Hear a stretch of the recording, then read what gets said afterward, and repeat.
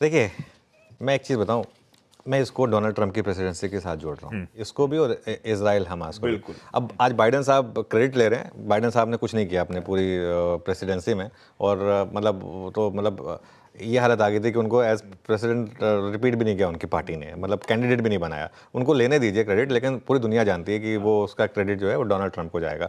Hindenburg ने क्या कहा? हिंडनबर्ग ने कहा कि हम भाई अपना कारोबार बंद कर रहे हैं, और उनके जो फाउंडर है नेथन एंडरसन, उन्होंने लिखा वेबसाइट पर एक पर्सनल नोट।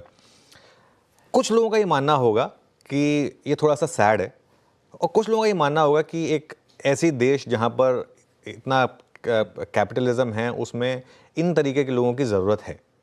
और मैं ये ग्रे एरिया है, ठीक है, क्योंकि हिंडनबर्ग ने भी जो ये रिसर्च की थी, वो क्या था, वो अपने फ़ायदे के लिए किया था। वो पहले शॉर्ट करते थे, उसके बाद रिसर्च निकालते थे। हालांकि उन्होंने कहा था ये बात पहले भी कि हम जो भी करते हैं पहले अपना पोजीशन लेते हैं, उसके बाद दुनिया को बताते हैं, हम कोई समाज सेवा नहीं कर रहे हैं। तो ये कोई समाज सेवक नहीं थे, इस चीज़ को आपको समझना होगा। अगर तो ये जैसे कहते हैं ना विसल ब्लोअर ही होते पूरी तरीके से, तो अलग बात होती। अब इन्होंने कहा कि हमारे पास वो कोई शॉटिंग आइडिया है नहीं, और ये एक चीज़ उन्होंने ज़रूर कही है कि देखिए हमको कोई थ्रेट नहीं मिली, ना ही हमें कुछ ये कुछ बोला गया है कि आप बंद करिए, ऐसा कुछ करिए।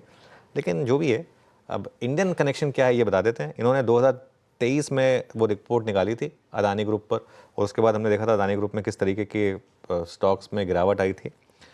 इन्होंने सेबी की जो चेयरपर्सन है माधवीपुरी बुच, उनके अगेंस्ट भी इन्होंने काफ़ी कुछ बोला था, और कहा था कि एक कॉन्फ्लिक्ट ऑफ इंटरेस्ट वगैरह वगैरह, इन्होंने कुछ 2-3 बातें कही थी माधवीपुरी जी के बारे में भी। पिछले साल अगस्त में गई थी वो, जब हमने संडे को भी एक स्पेशल शो किया था, तो इसके लिए।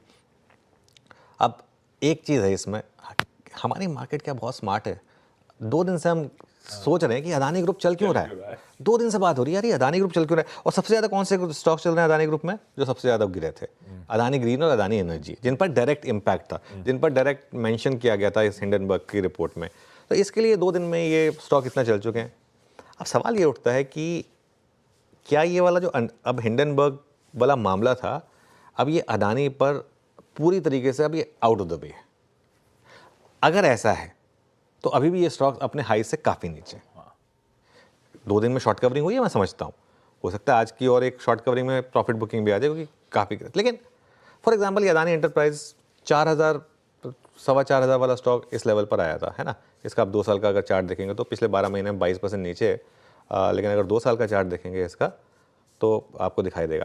मेरे ख्याल से आप ये देखिए, ये आई थिंक उससे जस्ट पहले गिरा था, तो इसके लिए एकदम एग्जैक्टली जनवरी के स्टार्ट में आई थी। तो इसके लिए मुझे लगता है कि इनमें से कुछ स्टॉक्स पर आप चाहें तो फोकस कर सकते हैं। लेकिन मैं एक चीज़ बार बार कहता हूँ, अदानी ग्रुप स्टॉक्स में समहाउ रिटेल पैसा नहीं बना पाता है। वो बना ही नहीं है रिटेल का पैसा बनाने के लिए, अनलेस आप बाय और होल्ड करके बैठे हुए 10 साल से। वो अलग चीज़ है जो कोई नहीं कर पाता है। कहना आसान होता है, करना नहीं होता, तो मुश्किल होता है। तो इस वजह से तो छोड़ दें, लेकिन एंजॉय करें। अगर आपके पास है, अपना MTM इम्प्रूव होते हुए देखें, और इससे ज़्यादा क्या कर सकते हैं।